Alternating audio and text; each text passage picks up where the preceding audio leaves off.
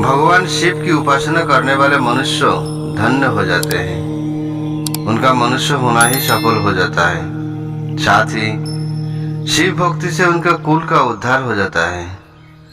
जो मनुष्य अपने से सदाशिव और महादेव के नाम में हमेशा जपते रहते हैं, उच्चारण करते रहता है, पाप उनका स्पर्श भी नहीं कर सकता है। भस्म, रुद्राक्ष और शिव नाम त्रिवेणी के समान महापुण्यमय है। इन तीनों के निवास और दर्शन मात्र से ही त्रिवेणी के स्नान का फल प्राप्त हो जाता है। इनका निवास जिनके शरीर में होता है, उसके दर्शन से ही सभी पापों का विनाश हो जाता है। भगवान शिव का नाम गंगा है, विभूति भस्म है, जमुना मानी गई है तथा रुद्राक्ष को सरस्वती मानी गए हैं।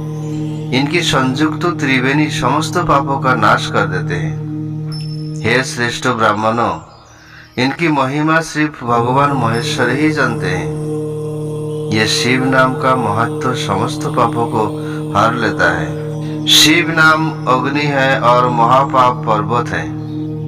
इस शिव रूपी अग्नि से महापापी पर्वत जल जाते हैं। शिव नाम को जपने से ही सभी पाप मूल नष्ट हो जाता है। जो मनुष्य इस पृथ्वी लोक में भगवान शिव के नाम जपे, उनका नाम में लगा हुआ रहता है, वो विद्वान, पुण्यात्मा और वेदों का ज्ञाता हो जाता है। इसके द्वारा किए गए धर्मों कर्मों फल देने वाला होता है।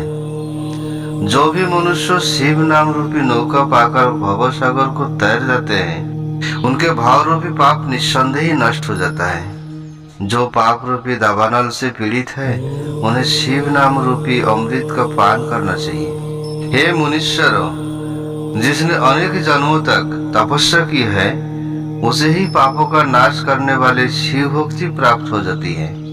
जिस मनुष्य के मन में कभी न खंडित होने वाली शिव भक्ति प्रकट हुई है, उसे ही मोक्ष मिलता है।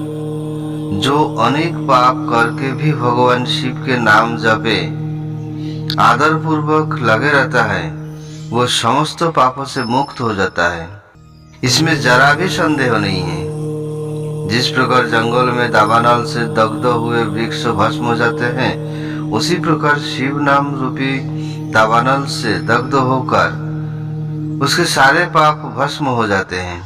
जिसके भस्म लगाने मात्र ही पवित्र हो जाते हैं। और जो आदर सहित शिव नाम जपता है, वो इस अथाह भवसागर से पार हो जाते हैं। संपूर्ण वेदों का अवलोकन करके महर्षियों ने शिव नाम को संसार सागर को पार करने का उपाय बनाया है।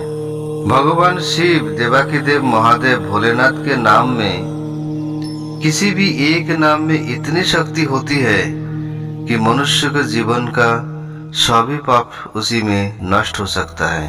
भगवान शिव, देवाकीदेव, महादेव पार्वती जी के बोलते हैं, हे देवी, तुम्हारे प्रेम वश भक्तों के कामना के हित में रुद्राक्ष की महिमा का वर्णन कर रहा हूँ। पूर्व काल में मैंने मन को स्वयं में रखकर हजारों दिव्य वर्षों तक घोर तपस्या की। एक दिन अचानक मेरा मन क्षुब्ध हो उठा और मैंने सोचने लगा कि मैंने संपूर्ण लोगों का उपकार करने वाला स्वतंत्र परमेश्वर हूँ। अतः मैंने लीलावश अपने दोनों नेत्र खोल दिए। नेत्र खोलते ही मेरे नेत्रों से जल की छड़ी लग गई। उसी से गौड़ देश से लेकर मथुरा, अयोध्या, काशी, लंका, मलयाचल पर्वत आदि स्थानों में रुद्राक्ष का पेड़ उत्पन्न हो गए। तभी से इनका महत्व बढ़ गया और वेदों में भी इनका महिमा वर्णन किया गया है। इसलिए रुद्राक्ष की माला समस्त पापों का नाश कर भक्ति एवं मुक्ति देने वाली है। ब्राह्मण, वैश्य, क्षत्रिय और शूद्र जातियों में जन्मे शिव भक्त सफेद, लाल, पीले या काले रुद्राक्ष धारण करें। मनुष्य को जाति अनुसार ही रुद्राक्ष धारण करना चाहिए। आंवले के फल के बराबर रुद्राक्ष को श्रेष्ठ माना जाता है। बेर के फल के बराबर मध्य श्रेणी का माना जाता है और चने की आकार के रुद्राक्ष मैंने निम्न श्रेणी में रखा है। हे देवी, बेर के समान रुद्राक्ष छोटा होने पर भी लोक में उत्तम फल देने वाला तथा मुख सौभाग्य की वृद्धि करने वाला होता है। जो रुद्राक्ष आंवले के बराबर है वो सभी अनिष्ट का निवास करने वाला होता है, सभी मनोरथों का पूर्ण करने वाला होता है।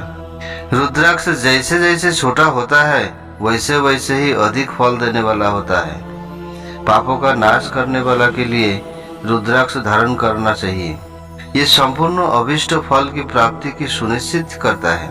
लोक में मंगलमय रुद्राक्ष जैसे फल देने वाला कुछ भी नहीं है। समान आकार वाले चिकने, गोल, मजबूत, मोटे, कांटेदार रुद्राक्ष सब मनोरथ सिद्धि एवं भक्ति मुक्तिदायक ही होता है, किंतु कीड़ेदाय खाए गए टूटे फूटे कांटों से युक्त तथा पूरा गोल ना हो, इन 5 प्रकार के रुद्राक्षों का त्याग करें। जिस रुद्राक्ष में अपने आप धागा लगाने वाला छिद्र हो वही उत्तम माना गया है।